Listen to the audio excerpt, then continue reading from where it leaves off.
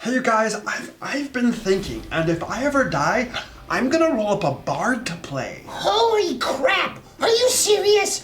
Do you even know what bards do? Yeah, it might be a good idea for you to stop thinking quite so much. You do realize that bards play musical instruments, do you not? Yeah, I'm gonna play the guitar. I found this on one of the corpses back there. Oh, this is bullcrap! Now we have to listen to his stupid music too? And someone is not looting the corpses well enough. Do you even know how to use that thing? Yeah, of course I do. I don't know why. It seems kind of quiet, you know? I don't understand.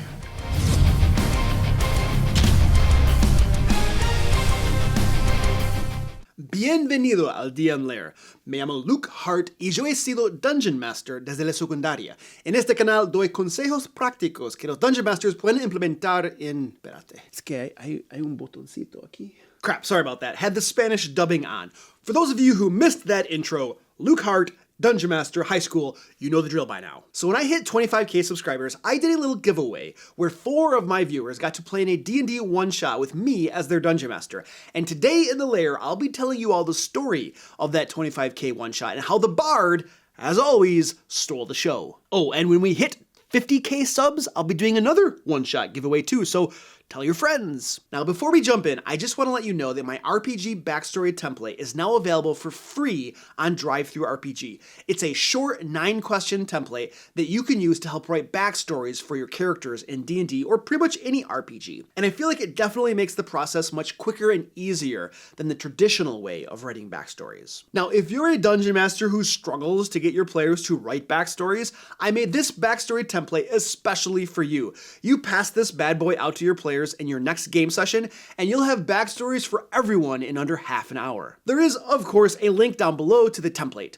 It's listed as pay what you want, so you can grab it for free or toss me a little something to help support the channel. And while you're over there, feel free to check out the other fine D&D products I have available. Okay, let's do this story already, shall we? First, the cast. All of them level 6. We have Korak, a Githzerai monk, played by Ron, Oliver, a human barbarian fighter, played by Ben, Zaza, a goblin bard of blades, played by Dylan, and Captain Todd, a kobold rogue, played by Yordi. So the heroes are all in Waterdeep, and they're being told that residents of Dockward are being found dead, and there is a hefty reward for anyone who puts an end to the problem. Not that the city actually cares too much about a few dead folk in Dockward, but if the problem spreads to Southern Ward or Trade Ward, well, that could actually be a problem. So the heroes report to Captain Hyustus Staggett at a guard post in Dockward for more information.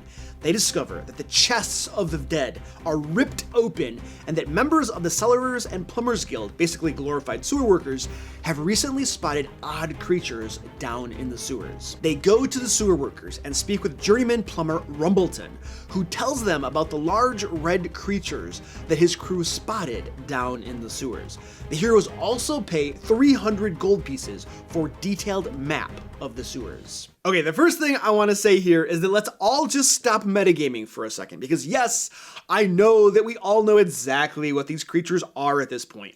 Large red creatures, chests burst open. Yep, we got it. But actually, no, go ahead and metagame, because this was intended to be obvious to my players. I'm sure they all immediately knew, or thought they knew, exactly what they were up against, at least out of character. And that was exactly the point. And another tip about running one-shots, give your players the plot hook right away, like fast.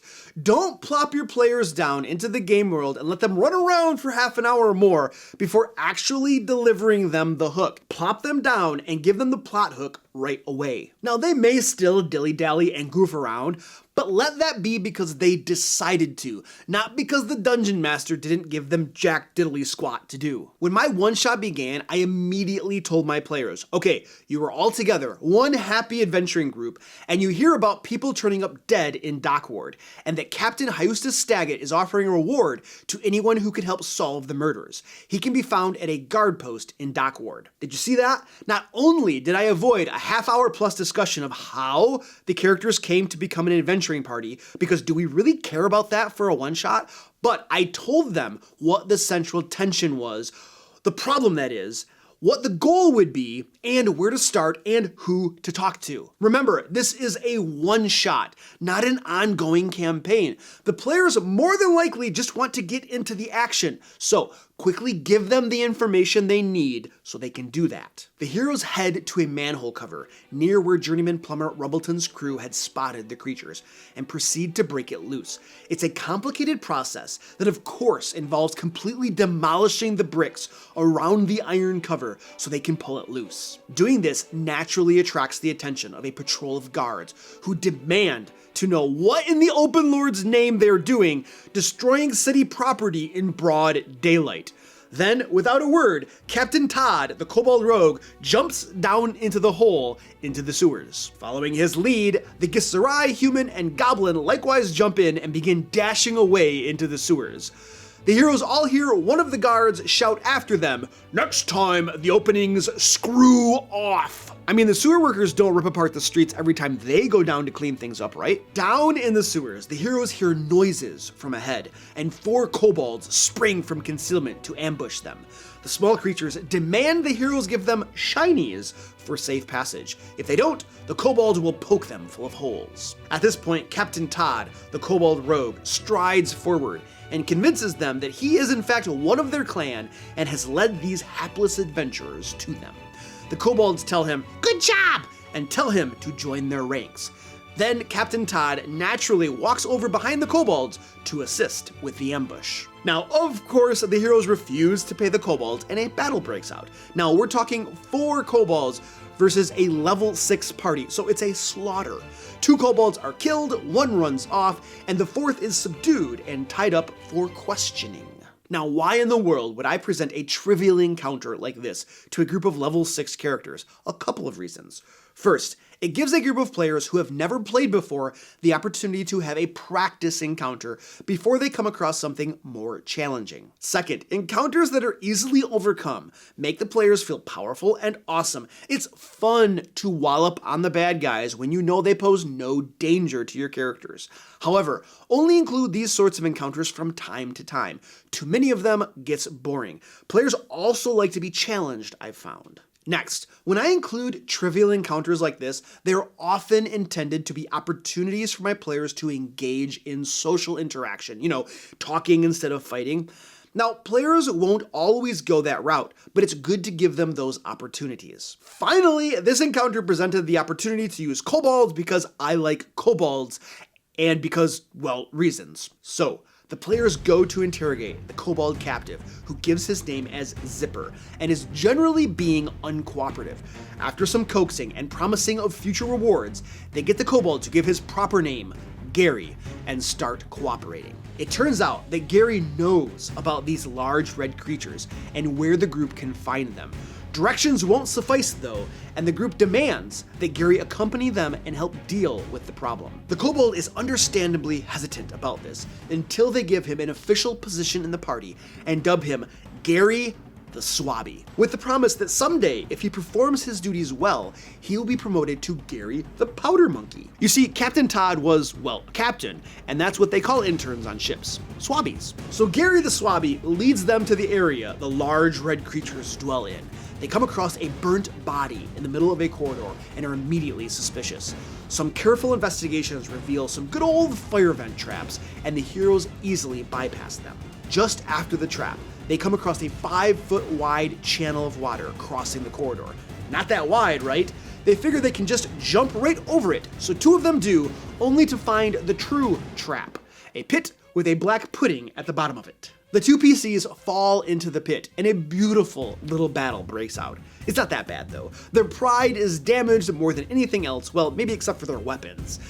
Those didn't fare so well against the acidic pudding, you see. This is something I sometimes like to do. Place a fairly obvious trap in a dungeon so that players are warned that yes, there will be traps here. However, subsequent traps are harder to find and somewhat devious. And this brings me to a house rule that I have that deals with spotting traps and secret doors.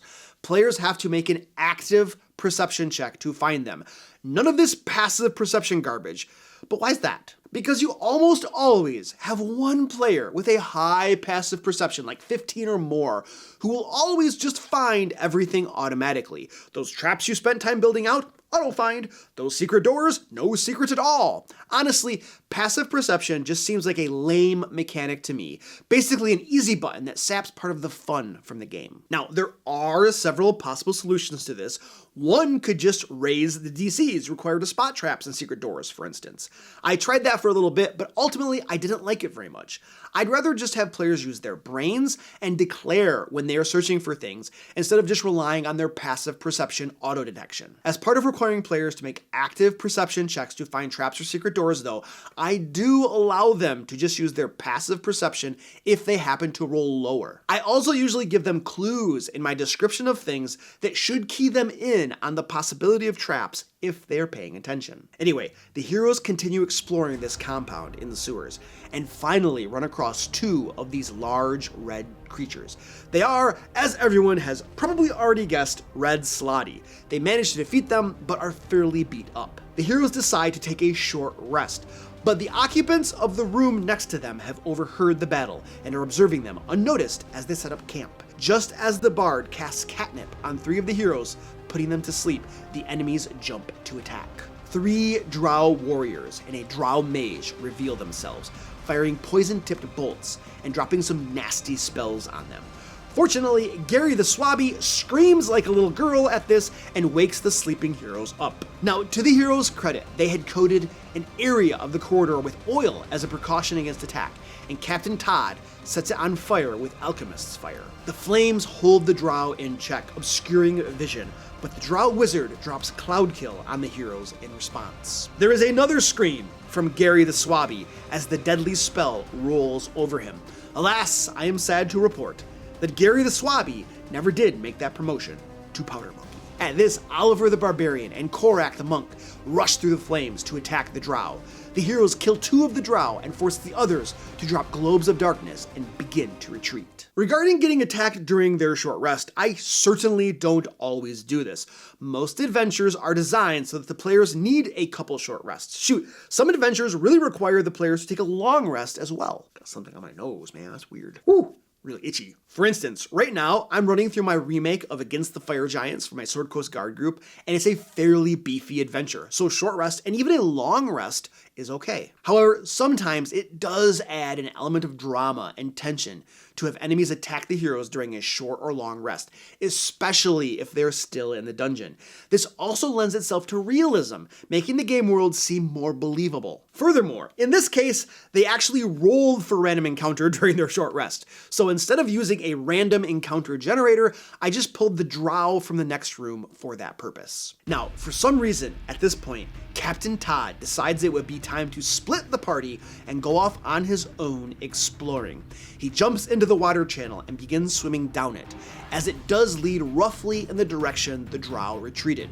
He surfaces in one room, spots goblins in a kitchen, but keeps swimming. Then he pops up in a map and document room and figures it to be a good place to start exploring some more. He pokes around the maps a bit, and then opens a door leading north, only to come face to face with the retreating Drow wizard. The Drow upcasts magic missile at Captain Todd, badly hurting him.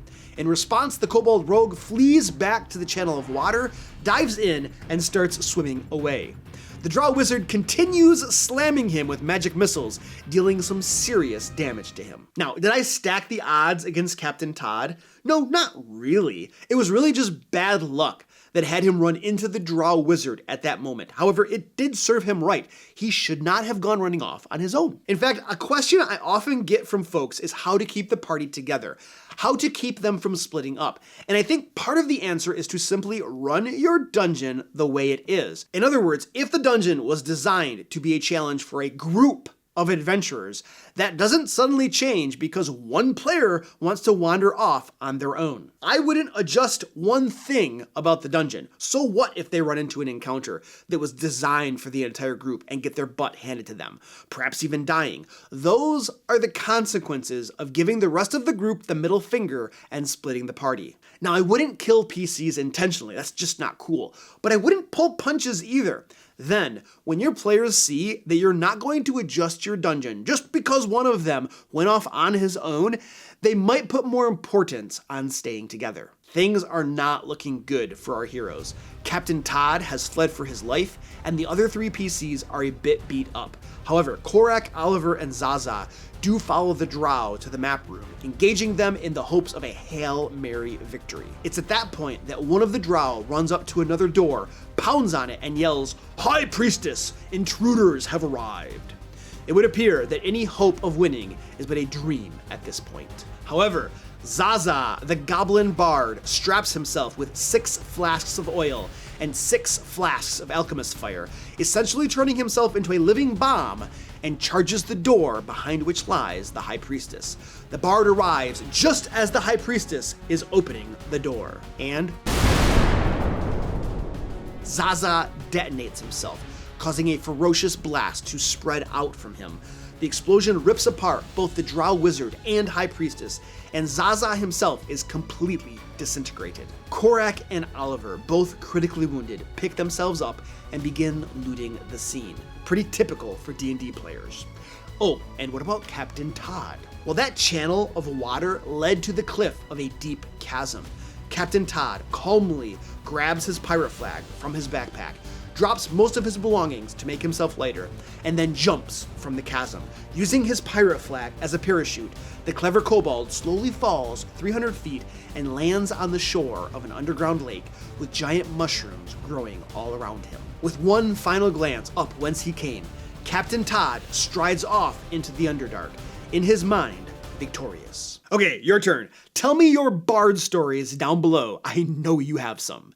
Next week, we'll be talking about the top 10 worst house rules ever, but until then, click right here to hear about a time my Sword Coast Guard players created a monstrous army. And until next time, let's play D&D.